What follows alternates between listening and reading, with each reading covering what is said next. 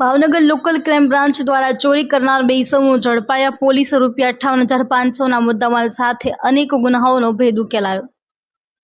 ભાવનગર શહેરના મિલકત સંબંધી ગુનાઓ શોધવા પેટ્રોલિંગમાં હતા જે દરમિયાન ભાવનગર એલસીબી ટીમને બાતમી મળતા જ જવાહર મેદાન પાસે રિક્ષા અને સાયકલ સાથે બે શંકાસ્પદ ઇસમો ઊભા છે, જે અંગેની માહિતી મળતા પોલીસે તપાસ કરતા નાનજી ઉર્ફે મોઢિયું મકવાણા ઉંમર વર્ષ 19 તેમજ સાગર રસિકભાઈ મકવાણા ઉંમર વર્ષ 27 રહેઠાણ બંને નાગધણીબા ગામના રહેવાસી હાલ છેલ્લા 6 મહિનામાં શહેરના સરદારનગર, લીલા સર્કલ અને કાળિયાબીડ વિસ્તારની શાળાઓ અને ટ્યુશન ક્લાસીસ પાસેથી પાર્ક કરેલ સાયકલો ચોરી કરતા હતા, જેમાં 10 સાયકલ અને એક પિયાગો રિક્ષા GJ04W7532 મળી કબજે કરેલ. હાલ ચોરી કરેલી સાયકલો દિવાળી દરમિયાન વેચાણ માટે ભેગી કરાયેલી હોવાનું પણ જાણવા મળેલ.